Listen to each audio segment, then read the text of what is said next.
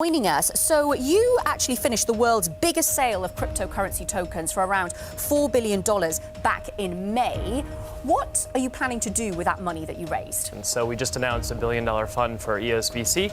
We're investing that with partners throughout the world back into the hands of the developers so we can see what comes from that type of capital innovation. So Dan, Block.one has made clear promises to the community to invest $1 billion with the builders. Now, I don't want to dwell on the past, but I do think it's important for us to address this in order for us to be able to move on. Because for whatever reason, those investments didn't happen. And perhaps the community should have taken more of a lead in that and responded outside of the realm of Block.one. But real projects went bankrupt, and that's real people's lives. And I think that it didn't need to be this difficult. Many projects have left EOS and they're not going to come back. And for the ones who have stayed, it's been a real struggle. And I think those broken promises have created a lot of animosity in the community. And I understand the premise that it's not necessarily Block.one's responsibility. But what I want to understand from you today is, why didn't Block.one deliver on this? And what can the community and what can you do to ensure that the space is never left with exsanguination again, never left with the draining of resources again? That is I'm just shocked at what Block.one hasn't done and what they could have done.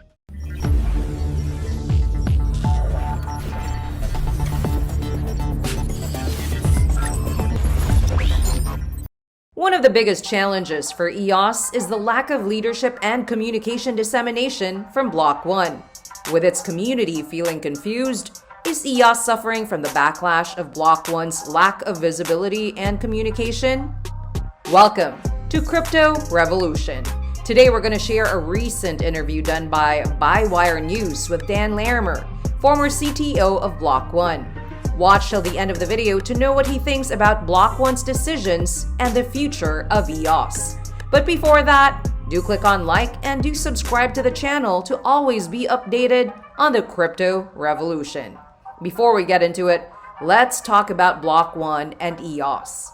Block.one is a company that develops open source blockchain-powered software, and it was founded in 2017. On the 30th of September 2019, without admitting or denying the allegations, Block.one settled charges by the U.S. Securities and Exchange Commission that it had failed to register its securities properly with the agency by paying a fine of $24 million. Hoping to avoid U.S. jurisdiction, the company's ICO had raised money globally. By late May of 2018, Block.one's ICO had raised a total of $4.1 billion. Several leaders have left Block.one, by the way, including Dan Larimer. Larimer quit Block.one as of December 31st, 2020. Larimer shared in a blog post that he will continue on his mission to create a free market, voluntary solutions for securing life, liberty, property, and justice for all. Also adding that he was leaning toward building more privacy-focused software products. But even though he has left the sphere of Block.one, he is still out there expected to answer questions about the company's future and, of course, the future of EOS. Listen till the end of this interview to know what he has to say about Block.one's decisions and actions and the future of EOS. Block.one had big ambitions, and they gave a lot of money to a lot of different organizations, these venture capital firms, to vet projects and to basically delegate it out, right? And sometimes if you want to do something right, you've got to do it yourself. But these firms had a lot of leeway, and they had a lot of legal constraints over what types of projects were actually investable.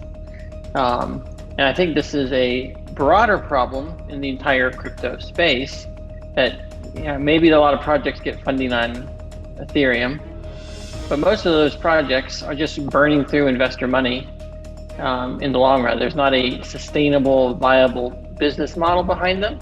Yes, they get funding. Yes, they get paid to do things. Therefore, people are excited about them.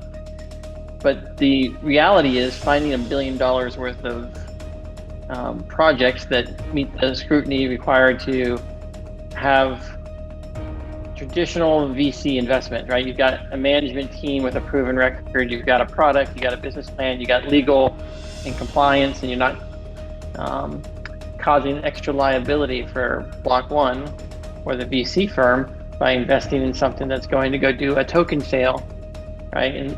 And all the ambiguity around the tokens.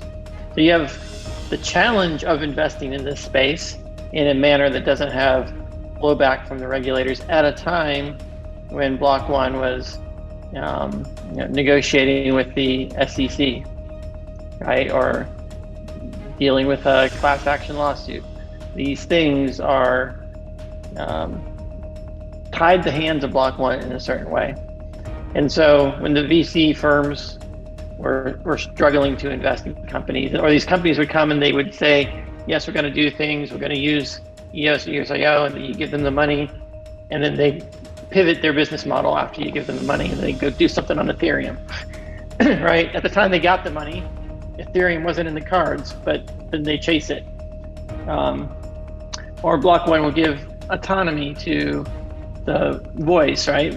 Bring someone in from Forbes to run voice, and then voice ends up not being something from the crypto community, but being something else, just because of the need to scale the leadership, because Block.one and even myself can't manage all these other companies. So it's hard enough to manage one company, let alone a voice and an exchange and a software platform and a community, and evaluating 1 million projects for potential funding. So it's a really challenging problem. How do you responsibly delegate the money in a way that, if it's properly invested, should make more money, and be virtuous instead of just, oh, we spent money and then the project didn't succeed. And I think that there's no bigger example of the inability to do this than voice, where the regulations came in, the token wasn't allowed to be liquid, and now it's pivoted off to do something, and they're doing stuff with Ethereum. I mean, that is I'm just shocked at what Block.one hasn't done and what they could have done. Very, very risk adverse. But there's also responsibility on the community, and what Block.one stated is, hey, we're building this software, we're selling you the software rather than keeping 100% of the tokens for ourselves and building it and then doing whatever. We're going to sell it, and now it's in the hands of the token holders. It's like you're starting a business. It's like the original DAC analogy. Hey, I started a business. This business is going to be powered by this software. We're going to deliver the software for you guys to run the business, but it's up to you to run the business. We just sold you the business. It's like if you buy let's say you're Apple, and you buy some company from the founders, and once they deliver what they said they would deliver, if you don't run it, then it's the new owner's responsibility for the success of that. But there's a belief in that Block.one is the company, and the money, they're supposed to be running EOS. But that was never the intent, and in fact, it couldn't be the intent, or the whole thing would have blown up. If what people wanted, which was Block.one to be EOS, then EOS could be a security. EOS would not be decentralized, and then the regulators would come down much, much harder, and all the money would have disappeared, not to Block.one, but to the government. We could spend a lot of time blaming, oh, you didn't do this, you didn't do this, you didn't do this. But at the end of the day, blaming other people for failures is not productive, right? It's not going to make them do what you want. It's not going to make it successful. The only way you can be successful is to take responsibility for your choices and your actions. And as an EOS community, we need to take responsibility for the token. And the way I'm attempting to contribute to that is, well, we need a way to reach consensus, right? on subjective funding of community projects. The problem with EOS is it actually has been too decentralized to coordinate, to agree on funding, and it's been that way because people thought it was centralized in Block.one, but Block.one wasn't doing anything, right? And so everyone is sitting back and saying, "Oh, we don't have to do anything. We do all this stuff." And it's Block.one.